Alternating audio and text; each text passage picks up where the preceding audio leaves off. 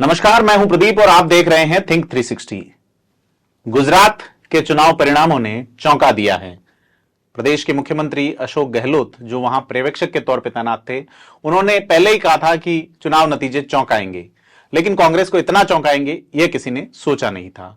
दूसरी ओर पहाड़ी राज्य हिमाचल प्रदेश, जहां भारतीय जनता पार्टी के राष्ट्रीय अध्यक्ष जेपी नड्डा अपनी राजनीति की शुरुआत करते हैं, वहां से आईएनबी के मिनिस्टर जो है अनुराग ठाकुर एक बड़ा चेहरा है, और वहां भारतीय जनता पार्टी की सरकार चली गई है। जिस तरह से चुनाव के अब नतीजे आए हैं और कांग्रेस साफ तौर पर वहां सरकार बना रही है, लेकिन जो गुजरात में हुआ और जो हिमाचल में हुआ, दोनों ही पार्टियों के लिए चिंतनीय है। हिमाचल चिंतनीय है बीजेपी के लिए और गुजरात चिंता का विषय है कांग्रेस के लिए। इसी बीच तीसरी पार्टी आम आदमी पार्टी ने गुजरात में दस्तक दे दी है करीब 13% वोट शेयर के साथ में, और देश की प्रमुख राष्ट्रीय पार्टियों में से एक आम आदमी पार्टी बन गई है। इसके अलावा एआईएमआईएम ने गुजरात में घुसपैठ की कोशिश की, लेकिन गुजरात के मुस्लिम मतदाताओं ने एआईएमआईएम को भी नहीं स्वीकारा। गुजरात का चुनाव रिफ्लेक्ट करता है राजस्थान के चुनाव को। एक साल बाद राजस्थान में विधानसभा के चुनाव हैं, तो गुजरात के नतीजे राजस्थान को कैसे प्रभावित करेंगे, क्योंकि गुजरात के प्रभारी रघु शर्मा थे और राजस्थान के मुख्यमंत्री अशोक गहलोत वहां के पर्यवेक्षक थे। राजस्थान से ही सचिन पायलट सह प्रभारी के तौर पे हिमाचल प्रदेश थे। उनका परफॉर्मेंस जबरदस्त रहा है, ऐसा पार्टी के बड़े नेता कह रहे हैं। अशोक गहलोत और रघु शर्मा का परफॉर्मेंस बुरी तरह फेल हुआ है। इन सारे बिंदुओं पर बात करने के लिए हमारे साथ हमारे वरिष्ठ साथी श्रीपाल शक्तावत जी हैं। शक्तावत जी, बहुत बहुत स्वागत है। साथ ही हमारे साथ आज स्टूडियो में मौजूद हैं वरिष्ठ पत्रकार विवेक श्रीवास्तव। विवेक जी, आपका भी बहुत बहुत स्वागत है। तो चर्चा करेंगे हिमाचल प्रदेश और गुजरात के जो चुनाव परिणाम आए हैं उसका राजस्थान पे क्या प्रभाव रहेगा, या इस चुनावों के परिणामों का भविष्य की राजनीति पे क्या प्रभाव पड़ेगा। तो क्या मानते हैं आप, अशोक गहलोत और रघु शर्मा की जोड़ी किस तरह से गुजरात में परफॉर्म नहीं कर पाई, या अशोक गहलोत जिस चमत्कार की बात कर रहे थे, क्या यही चमत्कार है वो जो? देखिए, चमत्कार की अगर बात करें तो बीजेपी ने अब तक की सबसे बड़ी परफॉर्मेंस वहां पे दिखाई है जी। सबसे बड़ा मैंडेट वहां पर लेकर के आई है अब तक के इतिहास का जी। तो चमत्कार तो हुआ ही है। कांग्रेस पहली बार चमत्कार, कांग्रेस वहां पे अब नेता प्रतिपक्ष बनाने की स्थिति में भी नहीं रही है। इतनी बुरी स्थिति कांग्रेस की पहले कभी नहीं हुई गुजरात में। खासकर आम आदमी पार्टी ने जिस तरह से वहां पे दस्तक दी है, सीटें भले ही उनकी कम आई है, लेकिन जो परसेंटेज है वो अपने आप में चौंकाने वोट शेयर, बड़ा वोट शेयर। हालांकि 15% की उनको उम्मीद थी, लेकिन फिर भी 15 के आसपास है। और उसमें भी आदिवासी इलाके की अगर बात करें जी, तो 21% से ज्यादा वोट आदिवासी इलाके में आम आदमी पार्टी ने लिया है जी। ये वो इलाका है जो कांग्रेस का गढ़ था जी, और आदिवासी वोट बैंक सबसे बड़ा वोट बैंक माना जाता है कांग्रेस का। बीटीपी ने वहां पर छोटू भाई वसावा ने वहां से अपनी शुरुआत की जी। वो उस इलाके में आम आदमी पार्टी ने जो दस्तक दी है वो अपने आप में महत्वपूर्ण है।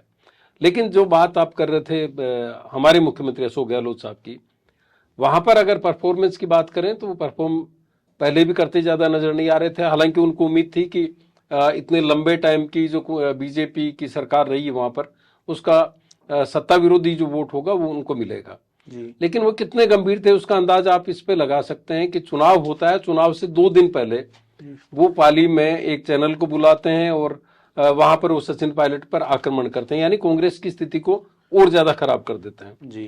तो इवन कांग्रेस के अंदर ही आचार्य प्रमोद कृष्णन जैसे जो नेता हैं जी, वो अब सवाल उठा रहे हैं। उनको लगता है कि ये पूरा जो नतीजा आया वो एक मिली भगत का नतीजा, एक बड़ा खेल की ओर इशारा प्रमोद कृष्णन करते हैं। ये चुनाव जो है सर, पहली बार अहमद पटेल के बिना गुजरात का चुनाव हुआ है। गहलोत पिछले चुनाव में 17 के चुनाव में प्रभारी थे। कांग्रेस ने 16 सीटों का इजाफा किया था और इस बार कुल 17 पे ही सिमट गई। प्रतिपक्ष नेता बनाने की स्थिति में नहीं है। तो अब क्या लगता है कि यह परिणाम जो है वो अशोक गहलोत की भविष्य की राजनीति और वहां के प्रभारी रहे रघु शर्मा जिन्होंने इस्तीफा दिया, उनकी राजनीति पे क्या असर पड़ेगा? अशोक गहलोत, रघु शर्मा दोनों के कंटेक्स्ट में देखिए, अभी तो कांग्रेस की जो स्थिति उसमें यह आकलन करना ही बहुत मुश्किल है कि वो किस तरह से सोचती है। अगर परफॉर्मेंस बेस होता तो जिस कांग्रेस को 21 सीटों पर लाकर के समेट दिया था उसी वक्त भविष्य तय हो चुका था। और उस वक्त जब ये मान लिया गया था कि गहलोत की लीडरशिप में वापस कांग्रेस नहीं आ सकती, इसीलिए सचिन पायलट को जिम्मेदारी दी गई थी जी। लेकिन जब मुख्यमंत्री बनाने की बात आई तो फिर पायलट को पीछे किया गया, जबकि जो प्रदेश अध्यक्ष थे कमलनाथ, उनको मुख्यमंत्री बनाया गया जी। दूसरे स्टेट में जो छत्तीसगढ़ में भूपेश बघेल पार्टी के अध्यक्ष थे, प्रदेश अध्यक्ष थे, उनको मुख्यमंत्री बनाया गया, लेकिन राजस्थान में उस फार्मूले को तोड़ दिया गया जी। तो कई बार लगता है कि कांग्रेस पता नहीं किस लिहाज से सोच रही है। राजस्थान में भी ये कांग्रेस का सौभाग्य मानिए कि पिछली बार एक सीट ज्यादा आ गई थी, इसलिए यहाँ नेता प्रतिपक्ष बन गया था जी। 21 सीट आ गई थी, वरना नेता प्रतिपक्ष तो उस वक्त भी यहाँ पर बनने की स्थिति में नहीं था, और ये स्थिति अब वहां हो गई। और कांग्रेस के लिए सबसे बड़ी चिंता की बात है कि गुजरात में चाहे सीटें कम आई हुई आम आदमी पार्टी की, लेकिन आम आदमी पार्टी अब बड़ी दस्तक देने की तैयारी में राजस्थान में, खासतौर पर आदिवासी इलाके से। मैं विवेक जी आपसे जानना चाहूंगा, कांग्रेस में जो बड़े नेताओं, पहली पंक्ति के नेताओं में राहुल गांधी, सोनिया गांधी, प्रियंका गांधी, मल्लिकार्जुन खड़गे और अशोक गहलोत, इन 5 में से अशोक गहलोत का जो परफॉर्मेंस है उसने उनकी राजनीतिक जो स्थिति है उसको एक लेवल पे लाके खड़ा कर दिया है। आज सोनिया गांधी का जन्मदिन है और जन्मदिन मनाने वो अशोक गहलोत के राज्य में, राजस्थान में ही हैं। पार्टी के जो राहुल गांधी हैं वो, उनकी यात्रा भी राजस्थान से गुजर रही है। तीसरे जो व्यक्ति बचते हैं प्रियंका जी, तो प्रियंका गांधी ने हिमाचल का चुनाव में अपनी परफॉर्मेंस दिखा दी है। तो क्या सोनिया गांधी जन्मदिन पर आए इन 2 तोहफों, एक हिमाचल की ओर से आया है और दूसरा गुजरात की ओर से जो नेगेटिव फीडबैक आया, तो इस पे क्या कोई बड़ा एक्शन हो सकता है? आप दिल्ली की राजनीति के लगातार संपर्क में हैं, क्या अपडेट है वहां से? जी बिल्कुल, जिस तरह से राजस्थान में आज कांग्रेस की पूर्व अध्यक्ष सोनिया गांधी भी सवाई माधोपुर पहुंची हैं, प्रियंका गांधी वाड्रा भी पहुंच चुकी हैं और राहुल गांधी जो कि भारत जोड़ो यात्रा राजस्थान से निकल रही है तो वो भी यहीं पे हैं। तो कहीं न कहीं इन नतीजों को लेकर चर्चा कल होनी तय है, इसमें कोई दो राय नहीं है।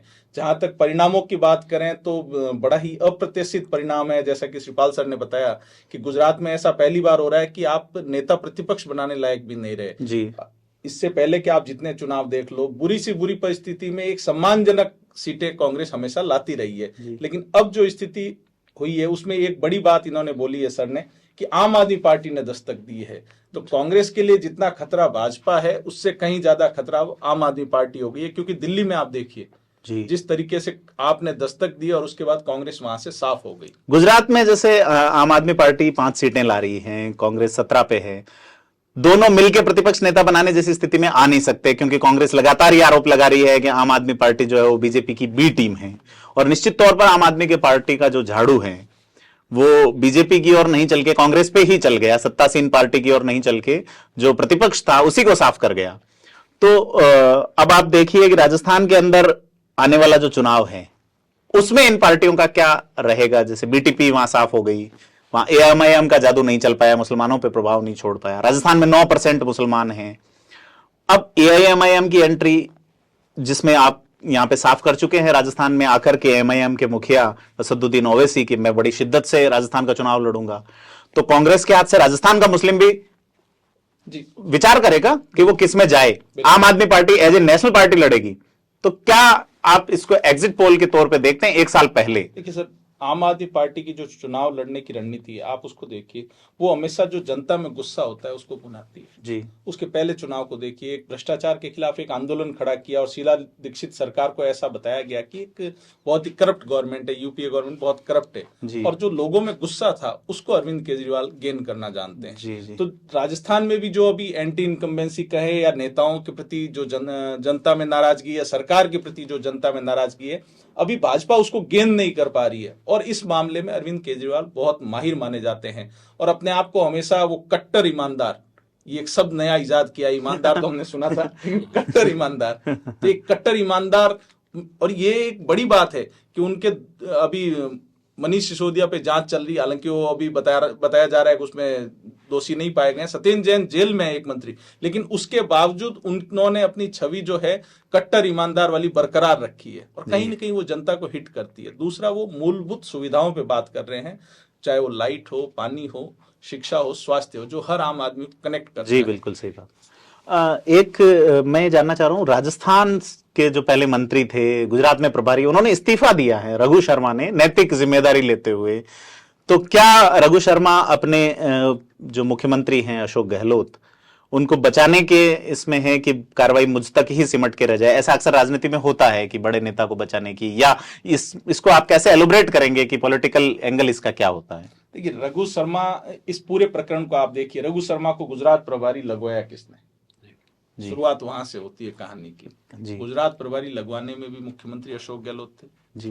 गुजरात के सीनियर ऑब्जर्वर भी अशोक गहलोत थे जी। उसके बाद आप आइए, लोकसभा वाइज जो ऑब्जर्वर नियुक्त किए थे वो भी अशोक गहलोत ने किए थे, और मेरे ध्यान से करीब करीब उसमें से 70 से 80% राजस्थान के नेता थे जी। महत्वपूर्ण बात यह है कि गुजरात का चुनाव कांग्रेस ने लड़ा कैसे, या लड़ा ही नहीं। गुजरात में मैं गया, मैंने वहां पे देखा तो कई नेताओं ने ये तक कहा कि ऊपर से कोई सहयोग नहीं मिल रहा है जी, और जिनको ऑब्जर्वर लगाया वो आते ही नहीं है। गुजरात में जितने राजस्थान के नेता जो मंत्री लगाए गए थे, कितने वहां गए? केवल वो मुख्यमंत्री जब जाते थे तो चेहरा दिखाने, फोटो खिंचवाने जाते थे, इसके अलावा ग्राउंड पे किसी ने वर्क नहीं किया, तो परिणाम ये आने ही थे। हाँ, ये है कि कांग्रेस को उम्मीद थी कि 50 से 55 आएगी, लेकिन जनता ने इस बार कांग्रेस को नकार के अपना जो वोट जो सरकार के खिलाफ था वो आम आदमी पार्टी को ट्रांसफर कर दिया। गुजरात इलेक्शन की जो गहमा गहमी शुरू हुई, जैसे निषेधाज्ञा वगैरह चीजें, उससे पहले नरेंद्र मोदी प्रधानमंत्री जी और मुख्यमंत्री जी अशोक गहलोत दोनों की राजस्थान में एक मीटिंग होती है, एक सार्वजनिक मीटिंग में मिलते हैं। उसके बाद सचिन पायलट का बयान आता है, आचार्य प्रमोद कृष्णम का बयान आता है, जो कि पार्टी के नेशनल प्रवक्ता है, अगेंस्ट द अशोक गहलोत, और अडानी को लेके आज प्रमोद कृष्णम ने एक और बयान दिया है। तो इसको क्या देखते हैं कि कोई बड़ा गेम, एक पॉलिटिकल गेम हुआ है, जिसको इन तीनों कॉन्टेक्स्ट में कैसे देखा जाए? देखिए, 10 मिनट में मुलाकात में बात क्या हुई ये तो वही दोनों नेता जानते हैं, लेकिन एक होता है परसेप्शन जी, जो जनता में बनता है। 10 मिनट जब अलग मुलाकात मुख्यमंत्री अशोक गहलोत और प्रधानमंत्री नरेंद्र मोदी के बीच हो रही थी, सार्वजनिक कार्यक्रम में, वो सार्वजनिक कार्यक्रम के बाद अलग से जी, उस समय गुजरात के मुख्यमंत्री, मध्य प्रदेश के मुख्यमंत्री बाहर खड़े थे जी। हमारे एक केंद्रीय मंत्री जो बीकानेर से आते हैं वो भी बाहर खड़े थे। उनको बाहर खड़े रख के अगर दो जने अंदर बात कर रहे हैं तो जनता में एक परसेप्शन जाता है जी। और उसके बाद ठीक आगे आप घटनाक्रम देखिए, 11 टाइम के एसटी के जो विधायक थे वो कांग्रेस छोड़ के भाजपा में शामिल होते हैं। वो कांग्रेस के लिए बहुत बड़ा झटका था। वो आदिवासी वोट बैंक उसी दिन तय हो गया था कि खिसकेगा जी। फिर उसके बाद आप आइए, जब गुजरात में कैंपेन चल रहा है तो कैंपेन में न ध्यान देके अधिकतर जो मंत्री हों चाहे मुख्यमंत्री हों, उनका ध्यान राजस्थान पे ही रहा। और ठीक चुनाव से, जो श्रीपाल सर ने भी जिक्र किया, एक नेशनल चैनल पे इंटरव्यू देके उसको प्रसारित करवाना, कहीं ना कहीं एक जनता में परसेप्शन जाता है कि इनके तो आपस में इतने झगड़े हैं, ये हमें क्या वादा करेंगे और हमें क्या एक करेंगे। इंटरव्यू बाद में सचिन पायलट ने भी दिया है।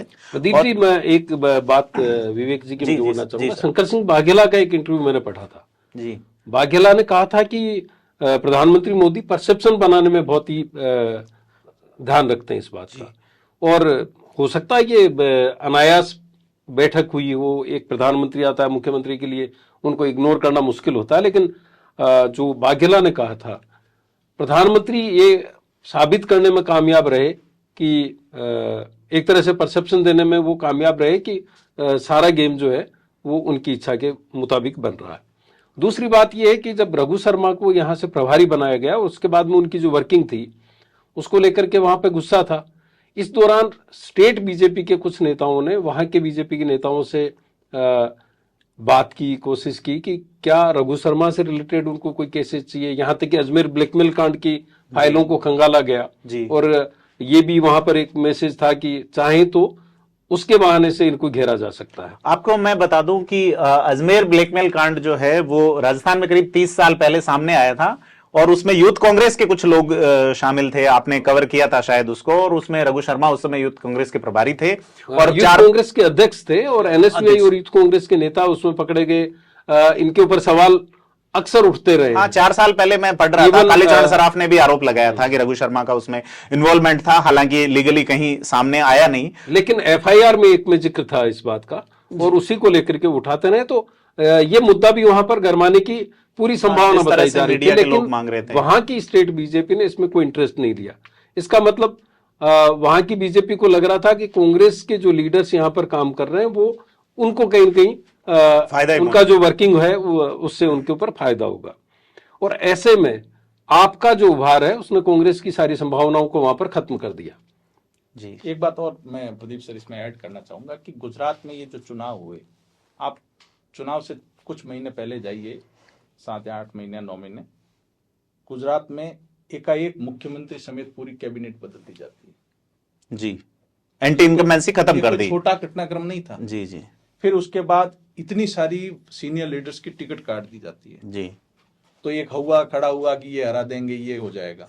उसके बाद मोरबी जैसा हादसा होता है। जी हाँ बिल्कुल। जिसमें इतने लोगों की जान जाती है। हाँ। अगर इन सब के बावजूद कांग्रेस उसको बुना नहीं पाई तो कहीं न कहीं रणनीति में गलती है, इसमें कोई दो राय। साजिश भी हो सकती है कोई बड़ी, एक कुछ न कुछ तो अपनी ही पार्टी के खिलाफ सेल्फ गोल जैसी चीजें भी राजनीति में होती हैं, और आप लंबे समय से कुछ निजी फायदों के लिए एक बड़ा बलि दे दी जाती है। अक्सर हमने राजनीति में देखा है, क्योंकि राजनीति संभावनाओं के साथ साथ साजिशों का खेल भी है, और जादू जो चला है वो इस बार अशोक गहलोत का नहीं, नरेंद्र मोदी का चला है। साफ तौर पे ये परिणाम बताते हैं। एक बड़ा सवाल मेरे पास ये है सर कि तो गुजरात का जो ये इलेक्शन हुआ है, इस इलेक्शन में आप राजस्थान को किस तरह से देखते हैं? जैसे आपने बताया कि एंटी इनकम्बेंसी खत्म कर दी, सेम चीज यहां जैसी वहां बीजेपी के प्रति थी, यहां कांग्रेस में है।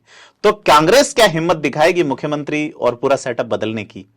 जैसा कल एक कुछ मीटिंग प्रस्तावित है, सोनिया जी यहाँ हैं, प्रियंका जी यहाँ हैं, राहुल जी यहाँ हैं, और कांग्रेस के बड़े नेता भी यहाँ हैं।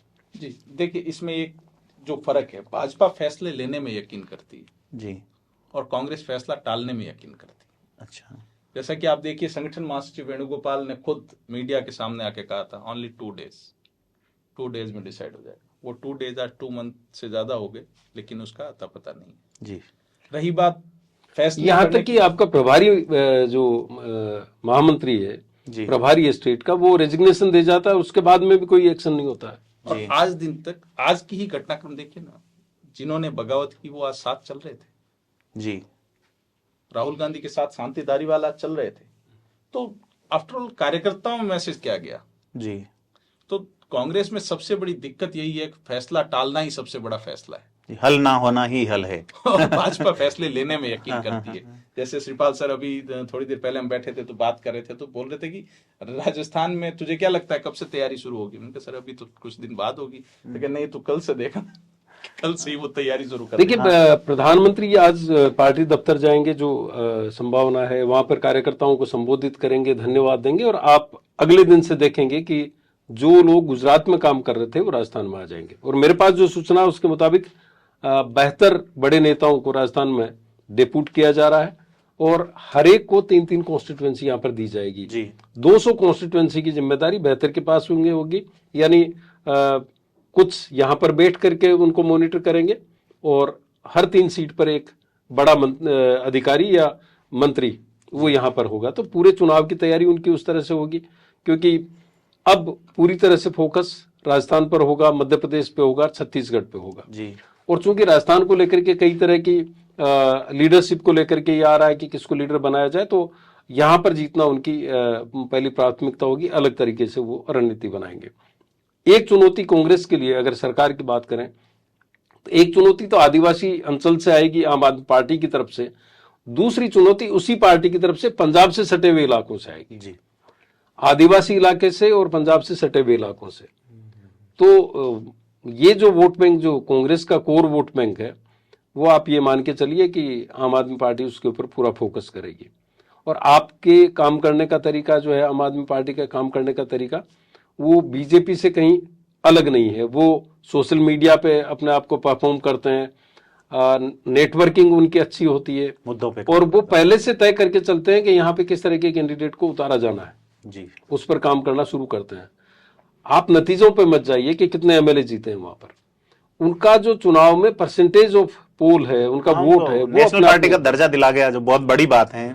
बहुत कम पार्टियों के साथ ऐसा, even Samajwadi party national party नहीं है, लालू की पार्टी नेशनल पार्टी नहीं है, कई राज्यों में जो रूल कर रही है नीतीश की पार्टी नेशनल पार्टी नहीं है। आपसे बेहतर इसको कोई नहीं समझ सकता कि नेशनल पार्टी होने का कितना बड़ा फायदा होगा। बिल्कुल सर, जैसा आपने बताया कि इलेक्शन खत्म होते ही वो अगले राज्य में काम करना शुरू कर देते हैं।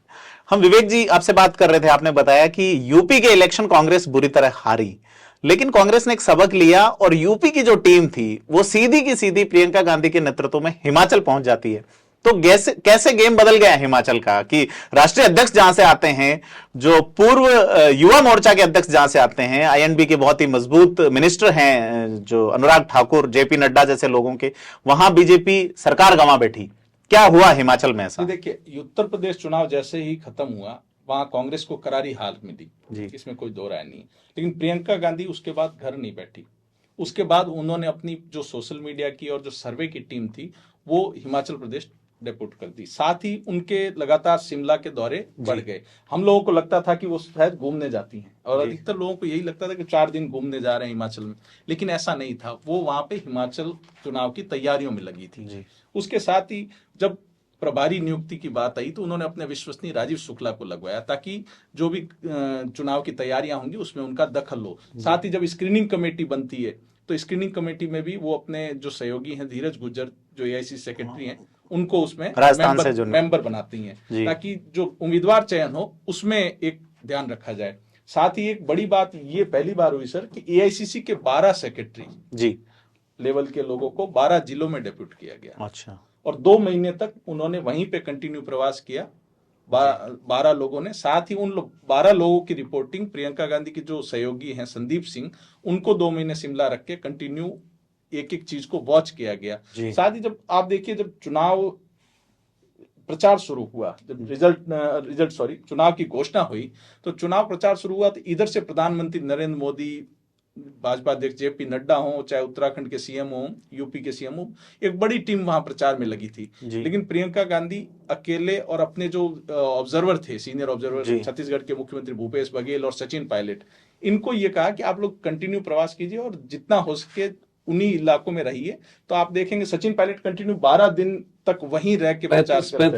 35 सभाएं की, क्योंकि हिमाचल एक पहाड़ी राज्य, लैंडलॉक्ड एरिया है, तो हर जगह पहुंचना बड़ा मुश्किल होता है, इतना आसान नहीं है। और प्रियंका गांधी कंटिन्यू हिमाचल में रह के चुनाव प्रचार अभियान को गति देती रही और उनके नेतृत्व में ये एक बड़ी सफलता अर्जित की है। आज अगर हिमाचल हार जाती तो कांग्रेस मुक्त भारत वाली बात सत्य साबित होने की। तो प्रियंका गांधी की स्ट्रेटेजी काम आई कि कांग्रेस मुक्त भारत में उन्होंने, प्रियंका गांधी ने चुनाव को लड़ा है रणनीतिक तौर पे। देखिए, उन्होंने फॉर्मेलिटी नहीं की। वो चाहती तो आसानी से फॉर्मेलिटी कर सकती थी। तो आप क्या कहना चाहते हैं? हिमाचल को लेकर के जो गंभीरता थी कांग्रेस की, वो गुजरात में नजर नहीं आई। शंकर सिंह वाघेला की तरफ से ओपन ऑफर था कि कांग्रेस चाहे तो मैं ज्वाइन कर सकता हूं। आपको एक ऐसा लीडर मिलता जो कांग्रेस को वापस मजबूत कर सकता था, जोड़ सकता था, उसको इग्नोर किया। आप अगर नोट करेंगे तो आपको अच्छी तरह ध्यान आएगा कि शंकर सिंह वाघेला कांग्रेस से इसलिए अलग हुए थे कि अहमद पटेल को तरजीह दी जाती थी। लेकिन अब अहमद पटेल नहीं है तो उसकी क्षतिपूर्ति वाघेला कर सकते थे। इसी तरह अगर बीजेपी की बात करें हिमाचल प्रदेश में, तो वहां पर प्रेम कुमार धूमल को जिस तरह से अनदेखा किया गया, उसका असर भी वहां पर हुआ। सबको लग रहा था कि अनुराग ठाकुर उनके बेटे ज्वाइन कर रहे थे, उनके पुत्र जो है उनकी क्षतिपूर्ति कर सकते हैं, अनुराग ठाकुर रिजल्ट में दिखा नहीं। लेकिन देखो, धूमल के प्रति जो सम्मान है वो अनुराग ठाकुर के प्रति शायद नहीं है उस तरह का। ये परिणामों में दिखता है इस तरह का। बिल्कुल। तो बहुत बहुत धन्यवाद श्रीपाल जी, विवेक जी, हमारे साथ जुड़ने के लिए और इस पे बात करने के लिए। राजस्थान के परिप्रेक्ष्य में गुजरात और हिमाचल के नतीजों को कैसे देखा जाए, आपको जान के आश्चर्य होगा, कुछ दिनों बाद दोनों ही पार्टियों की ओर से अब राजस्थान के लिहाज से किस तरह से बदलाव किए जाएंगे, किस तरह से चीजें सामने आएंगी, ये सारी चीजें हम आपको इसी तरह से अपडेट करते रहेंगे। और हमारे से लगातार जुड़ने के लिए हमें सब्सक्राइब, शेयर और लाइक करें।